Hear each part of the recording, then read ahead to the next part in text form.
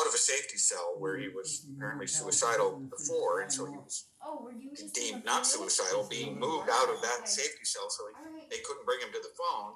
And then probation goes on to state that he failed to call them back, and makes it sound like he did something wrong. Well, obviously, if this guy knew that he was being contacted by probation, it would affect his custody status. He would have every incentive to get back to them. And by using the word "he failed to call us back," it makes it sound like he did something wrong. In fact, the whole report, it goes on to then say that it's clear, to use the probation officer's words, clear that the defendant is in need of serious mental health intervention. Well, they weren't even able to talk to him.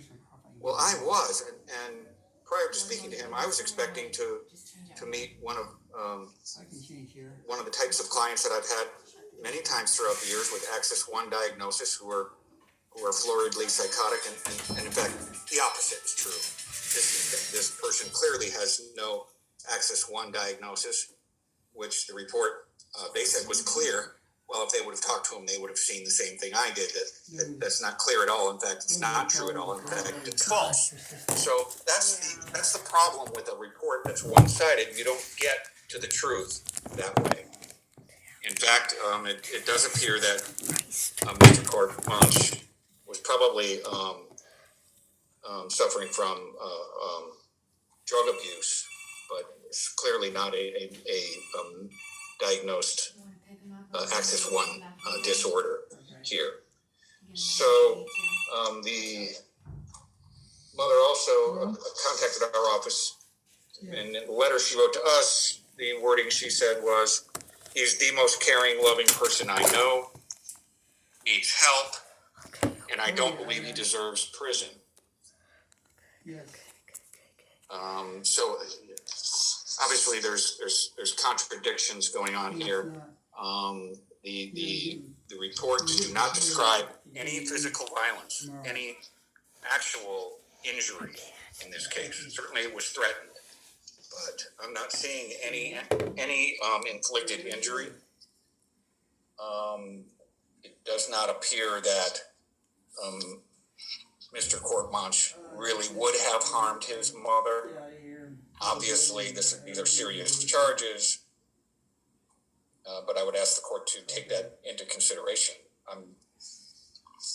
There's no GBI, there's no actual injury here. The priors that are alleged are all from a single case, it appears, from 16 years ago. It appears that he is off parole.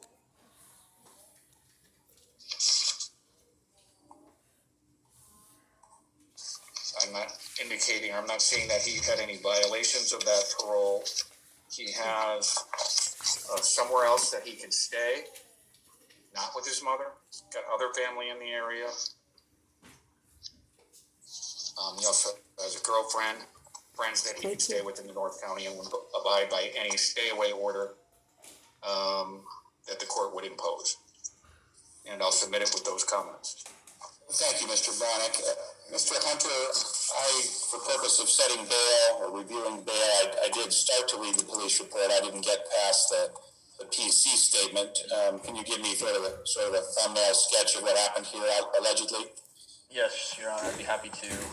Essentially, the defendant who was living with his 76-year-old mother, he told her that he was going to kill her and then die by suicide by cop. He grabbed a knife, held it to the defendant's chest.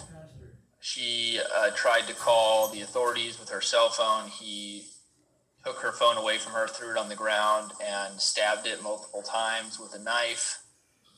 The defendant was obviously terrified that he would not only commit suicide, but would also kill her or harm her in the process. And after a search, they did find some ammunition in the defendant's room. That's a very brief summary of the case, Your Honor. Okay. I take it people are opposed to bail reduction? Absolutely, Your Honor. Okay. Well, first let me say, I think Mr. Bronick's comments about the procedures underlying these bail reports are on I'm sure that the probation department realizes that when they contact defense attorneys, they're going to ask that bail be lowered. But as Mr. Bonnick points out, they could also provide useful information potentially, and it would be very useful to the court if I had the mitigating information in the report available to consider before I take the stand or before I take the bench here. But I will indicate that I got the nuance of the mother's relationship with the defendant here through the report as well. And I appreciate Mr. Bonnick's comments, and it was clear from the report that this is a mother who loves her son and just believes he had a very, very bad moment here. But all things considered, what's most compelling to me is not only the alleged threat, but then sort of backing up the threat by arming himself with a knife and perhaps more alarmingly then preventing his mother from calling the authorities. All of those things, in my mind, mean that we need to set bail at a high amount, at least pending the preliminary hearing. And of course, Mr. Courtmarch's serious record that's been alleged here also tends to suggest the same thing. So I'm sorry, Mr. Courtmarch, I'm not inclined to revisit bail now. I do think your mother may very well be right. We get you in a stable position. It sounds like from Mr. Bonnick's comments, you're not someone with a psychotic disorder or maybe some depression or something. I don't want you to say anything right now, but while she may be right that a prison sentence isn't necessary, who knows? At this point, I'm not comfortable releasing you until we have a better picture of what's going on. So I'll leave bail as set. Would you like to set a preliminary hearing within the statutory time, Mr. Bonnick? Yes, Your Honor, I appreciate the court's consideration and hearing our comments out. And there will be no time waiver going forward due to his custody status. Understood. Mr. Hunter, would you like to do the preliminary hearing on the 25th or the 4th? 25th is fine with the people, assuming that Mr. Blahnik and I are not in trial together on another case, which is possible. Do you want to try the 25th, Mr. Blahnik? Yes, Your Honor. Thank you. So we'll set that next week. That would be February 25th. We'll show on the record that any time waiver has been withdrawn at this point. A time estimate for that preliminary hearing?